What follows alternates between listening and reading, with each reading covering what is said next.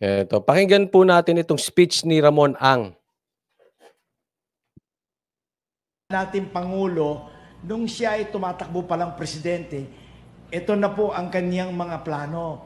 Sabi niya, ito raw ang plano ni Marcos. Ha? O, pakinggan.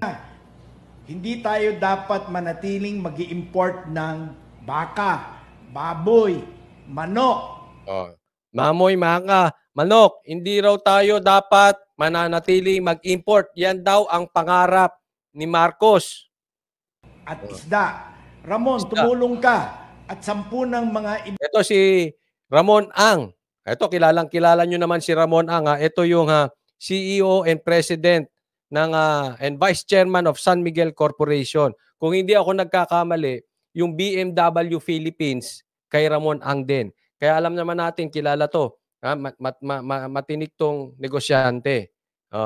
Nanghingi ng tulong si Marcos. Ibang businessman, tawagin natin lahat, magtulong-tulong to produce and make our food security happen. Ito po, mahal na Pangulo, nangyari na po. Yan, BMW by RSA Motors. Correct, Mark Nathaniel. O yan. O, kasi alam ko eh. Oo. Ferrari Philippines din ba? O kay Ramon Ang. Abang malupit ano? Aba, malupit pala talaga to si Ramon Ang. Saglit ha. Ferrari Philippines ha. Hindi ba kay Fritz Diaz yun? Ay, nabigyan lang pala. Oh, wala pala yun. At nakita mo, na witness mo mismo, intawag mo, na nagawa na natin to. 12 facilities na ganito po ito all over the Philippines. Number 1 po niyan, nasa Pangasinan, Pusurubio season. Yung pangalawa, nasa Bataan, Locanin. Yung pangatlo po, nasa Sariaya, Quezon. Yung pang-apat po, sa Pasacao, Camsur. Pang-5 po, nasa Iloilo, Liganes. Pang-6 po, Tuburan, Cebu. Pang-7 po, Negros Occidental. Pang-8 po ay Pagadian, Mindanao. Pang-9 po. Sabi ni Big Subs, Petron Coach siya rin na may-ari. Ayan. Ito po isa pong lehitimong negosyante. Petron, tama ba? BMW Philippines, syempre, kilalang-kilala San Miguel. At ang San Miguel, kahit saan kaming bansang pumunta, ay hinahanap ng ibang kababayan natin yung beer na yan. At hindi lang naman San Miguel beer ang meron. Kahit iba pong lahi, sa katunayan, mas mahal pa nga ang San Miguel beer sa ibang bansa na aming mga napuntahan. Ngayon, eto yan. Maganda. Okay? Maganda itong plano na ito, basta totoo. Lumapit daw si Marcos dito kay Ramon Ang at sa mga ibang mga negosyante pa. At alam naman natin itong si Ramon Ang ay lehitimong negosyante. Sana nga ito ay totoo. Kasi marami po akong natatanggap na actually, kahit yung isa kong kaibigan na vlogger, nakasamahan ko nung kampanya, nasabihan din ako. At kahit naman yung iba pong nagko-comment sabi, Coach, move on ka na. Grabe, no? Move on ka na. Coach, ikaw na presidente. Ayan, ganyan ang mga banat sa akin. Kayo, wala na kayong nakitang tama. Eh di panatiko rin kayo. Diba? Anong yung pinagsasabi nyo na pagtama ay palakpakan, eh kayo nga, ni wala kayong binabalitang tama. Puro lang pagpuna ang inyong binabalita. Eto, binabalita ko sa inyo. Eto, gusto ko yung panawagan dito sa mga negosyante na wag nang mag-angkat ng mamoy, maka at manok. Lahat ng wag nang mag-angkat. Ako po ay against sa lahat ng angkat. Bakit? Kasi gusto kong tulungan itong ating mga local producer. Hindi po lahat, I mean, ibig ko sabihin lahat ng pag-aangkat patungkol sa agrikultura, sa pagdating sa manok, baboy, baka. At kung yan ay matutupad, di pupurihin natin. Pero kung yan ay puro salita lang, may kailangan din nating banatan. Tayo'y balanse lang. Kaya sinasabi ko naalala nyo, dati sinasabi ko po sa inyo, ang pinaka-advokasya ko, ako po ay kontra-durugista.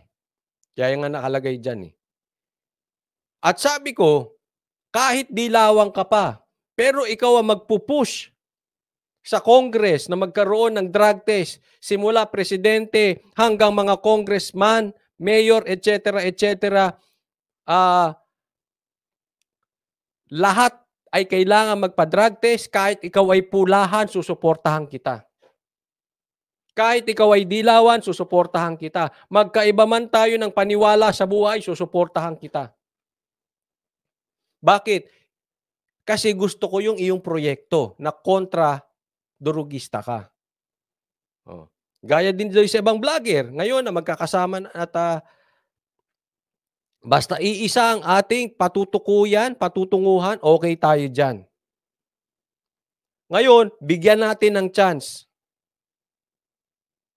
Kung totoo na wala ng import, wala nang mag-aangkat ng baboy, baka, manok, good yan.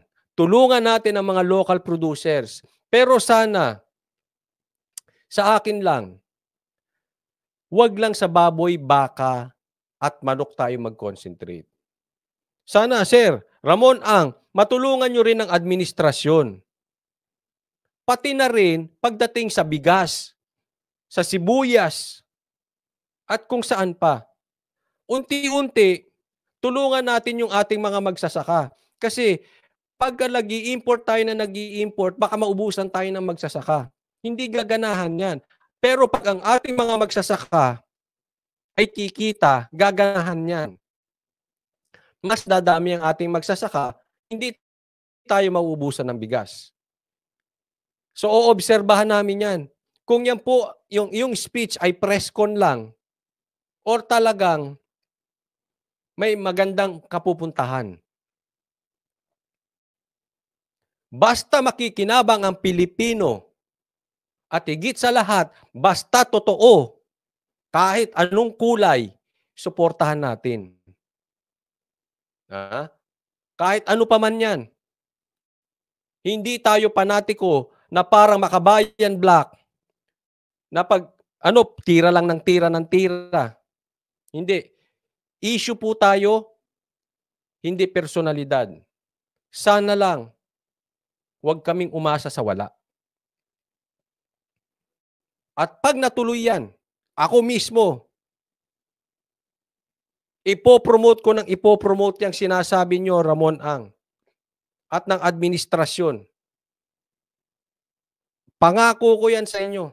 Basta wala nang angkat sa baboy, baka, manok. Tulungan ninyo ang gobyerno. Sang-ayon ako dyan. Kasi ang matutulungan nyo, Pilipino. At pag natulungan ng Pilipino, makakapag-create ng trabaho. Pero sana, madagdagan konti. I-overflow nyo sa bigas at saka sa sibuyas. Kasi baka mamaya, ito lang sa akin, maganda. Ako'y talagang matutuwa kung matupad yan. At ito posibleng matupad kasi nga, lihitimong Hindi naman ito yung mga scammer Itong si Ramon Ang ay lihitimong negosyante. Kaya lang, baka mahinto tayo sa baka, baboy, at manok na hindi nag-i-import. Sana medyo mangarap tayo ng konti. But again, syempre, antayin natin. Malay natin. Magsimula dito, pagkatotoo at masampulan, magawa ngayon sa bigas. Sana,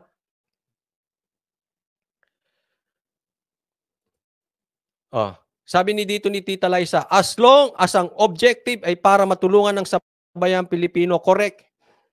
As long, kahit ikaw ay dilaw, papangako, kahit ikaw pa si Romualdez, kahit ikaw pa si Boying, basta yung ating pinaglalabang advokasya magtutupad. Kung matutupad. Yun po, andun tayo. Ha? So, again, bigyan natin ng benefit of the doubt. Ulitin ko, ako unang papalakpak pag nangyari yan. Pero ako din ang unang bibira pagka medyo na iba. Ha? Bigyan muna natin ng pagkakataon. Zamboanga. Pang-10 po, Davao Gihing. Pang-11 po ay Cagayan de Oro. Kasi meron ako narinig kay kay Ramon ang na inayos daw niya di umano yung mga patungkol dito sa mga baha-baha. No? At alam naman natin matagal na nating problema tong baha-baha. At meron silang mga inayos, kamakailan lang meron silang inayos dito sa Bikutan. At yan po kasi ay nararanasan ko dahil dumadaan ako dyan expressway. Naranasan ko yan, biglang may baha at inayos nila at ngayon wala na nga. So, as far as I know, kung tama ang aking pagkakilala kay Ramon, pag nagsalita naman to ay nangyayari. Again, kasi lehitimong businessman Ito po ay isa sa nagustuhan ko sa kanya. Ito, di umanong si Ramon ay galing sa hirap. Tatandaan nyo po. Kaya nga ako gustong-gusto ko si Isko Kasi galing sa hirap, umangat. Ang ibig sabihin, isa sa katangian ng galing sa hirap, umangat, masipag. May isang salita.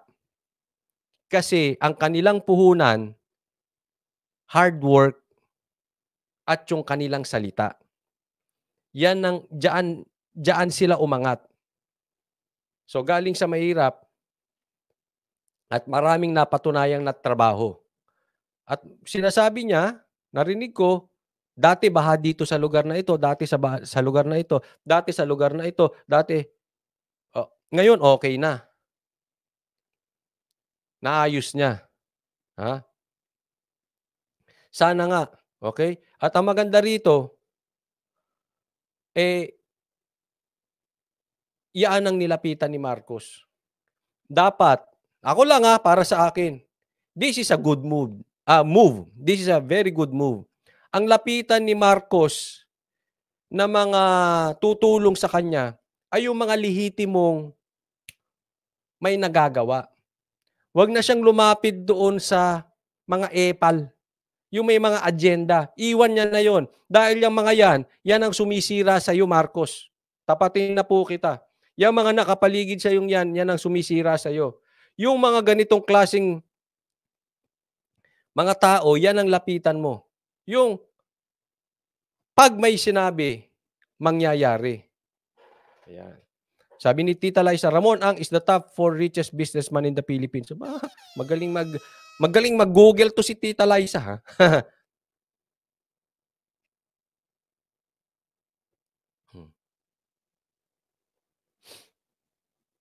Ayan. Sabi dito ni Clarity,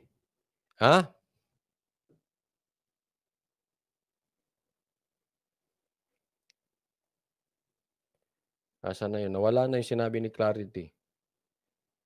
Ba't nawala? Galing siya ng Tondo.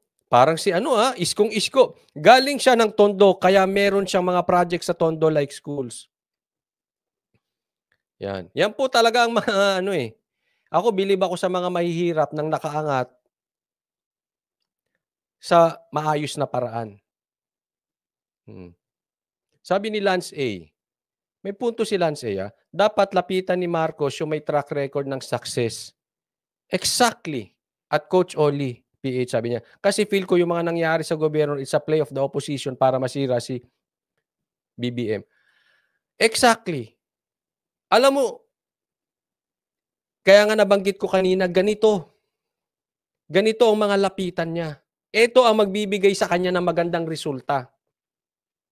Yung mga binigyan niya ng posisyon, sa totoo lang, yan ang sumisira kay Marcos. Sana nga yung sinabi ni Zubiri hanggang ngayon, inaasahan ko pa rin na mag-uusap sila ni Marcos para tanggalin yung mga sekretary na nagpapabagsak sa kanya. Maraming sekretary, ang nagpapabagsak sa iyo, Marcos. Tanggalin mo na yan. At pag yung tinutumbok ko, ito, pangako ko sa inyo, ilista nyo sa ano, pag tinanggal ni Marcos yung sekretaring mga palpak na nagpapabagsak sa kanya, ako una, ipopromote kita dahil nanindigan ka, Marcos. Tanggalin mo na yung sekretary. Inilulubog ka niyan. Hindi ko napapangalanan pero palagay ko, alam nyo kung sino yung tinutukoy ko. Hindi lang naman isang tao yan. Pasensya na po. Pasensya na po sa mga manunood. Pero palagay ko talagang dapat tanggalin niya yung sekretary na yan. Pasensya na po pero tutuparin ko to. Suportahan ko si Marcos. Tanggalin mo yung mga sekretaring palpak. Yan ang bumabagsak sa'yo. Diyan tayo bumabagsak. Pasensya po Kaya lang ang tanong kung kaya ba niya. Abangan natin. Hindi lang isa yon hindi isa. Eto na ba? Eto na. Sige, speaking of secretary, pwede nyo bang ilista rito sino yung mga secretary dapat tanggalin ni Marcos? Ako may nabibilang isa, dalawa. Tatlo yun, mga tatlo. Mga tatlo yung talagang, talagang dapat tinatanggal na yun. Binubuking mo naman ako, Fahad Dentot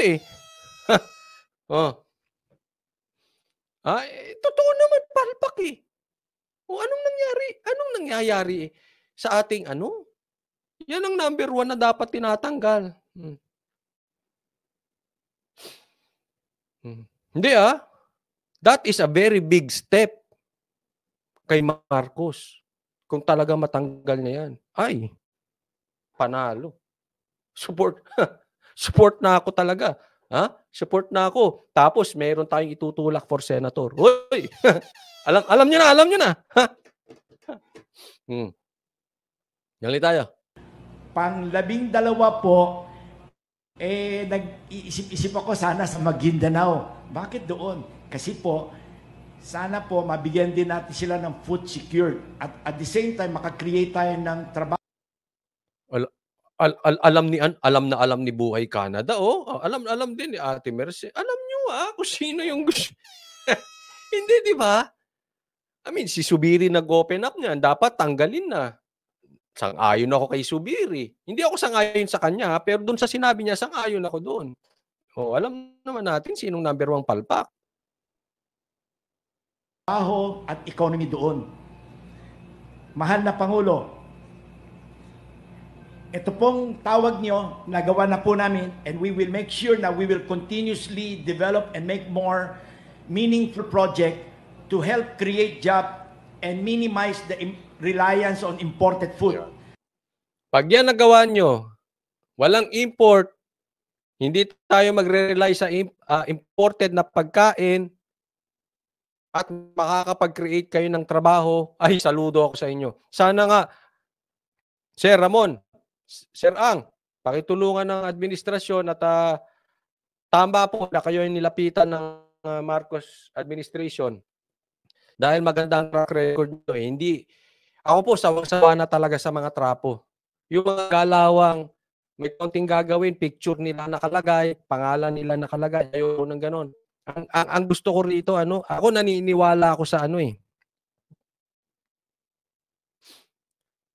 shut your mouth and let you do the talking. Yan po pinapaniwalaan namin sa banday. Parang ganyan, tahimik lang ako. Kunwari gitarista ka, tahimik lang ako. Pero pakinggan mo kung paano tumunog yung gitara ko. Babaw ka. Ganon. Ganon ang mga inaasahan natin.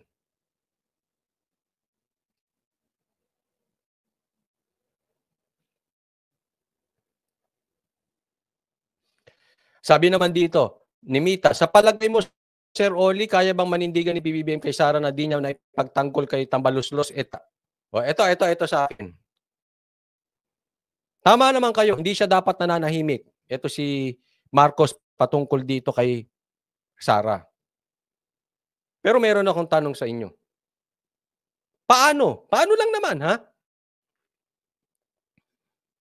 Kung pababain niyang speaker si Romualdez, magbabago ako ng isip. Oh, kahit tumahimik siya, halimbawa tumahimik nga siya kay Sara at ayaw ko nung tumatahimik siya patungkol sa usapin kay Sara. Pero, kung next week ginawan pala niya ng paraan, bumabang speaker si Romualdez, ay saludo ko agad. Automatic.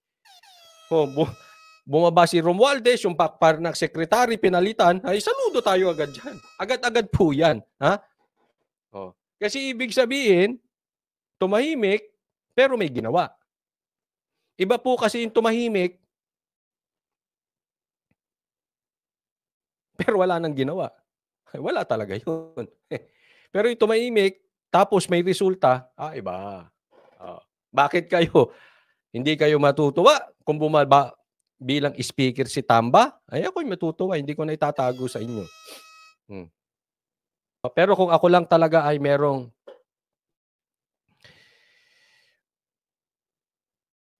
may advice kay Marcos, ito.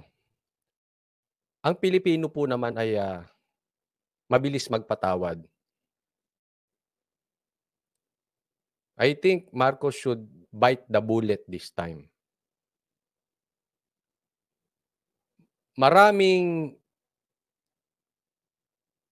bibilib kung itong mga, alam mo na binabanggit natin na dapat tanggalin ay palitan na. Kung talagang gusto niyang makabawi, maalis ang importation, yung pag-aangkat, totally maalis yan. Merong makulong na smuggler.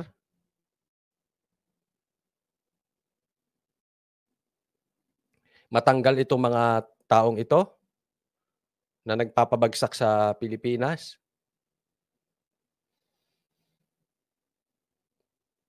Baka makabawi siya.